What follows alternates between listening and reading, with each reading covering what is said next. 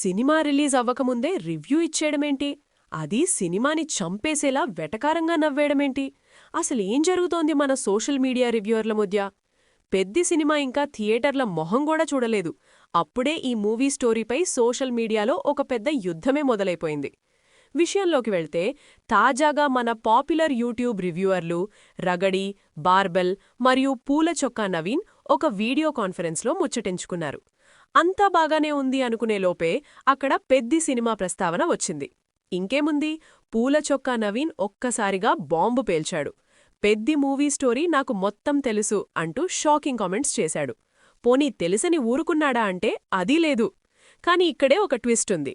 ఆ story leak చేస్తే తనపై కేసులు పెడతారని భయపడుతూనే ఆ కథ గురించి నవీన్ చేసిన కామెంట్స్ ఇప్పుడు దుమారం రేపుతున్నాయి. బార్బెల్ అడిగిన ఒక చిన్న ప్రశ్నకు అసలిదేం స్టోరీరా బాబూ అన్నట్టుగా వెటకారంగా బదిలిచ్చాడు. అక్కడితో ఆగేలా అంటే లేనేలేదు.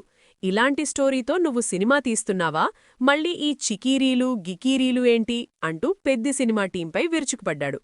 ఇక ఆ మాటలు విన్న మిగతా రివ్యూవర్లు కూడా వెకిలి నవ్వులు నవ్వడం ఇప్పుడు నెటిజన్ల కంటపడింది. అసలు సినిమా ఇంకా బయటికే రాలేదు, మేకర్స్ ఎంతో కష్టపడి ఒక అవుట్పుట్ సిద్ధం చేస్తుంటే కనీసం రిలీజ్ వరకు కూడా వెయిట్ చేయకుండా ఇలా ఓపెన్గా హేళన చేయడం ఎంతవరకు కరెక్టు? ఇదే ఇప్పుడు సోషల్ మీడియాలో హాట్ టాపిక్. నెటిజన్లు అయితే మామూలుగా ఫైర్ అవ్వట్లేదు.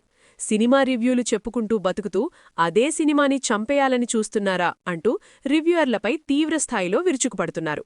ఒక సినిమా వెనుక వందల మంది కష్టం ఉంటుందని, దాన్నిలా ఎగతాళి చేయడం పద్ధతి కాదని గట్టిగా వార్నింగ్ ఇస్తున్నారు. మరి ఈ వివాదం ఎటువైపు వెళుతుందో చూడాలి.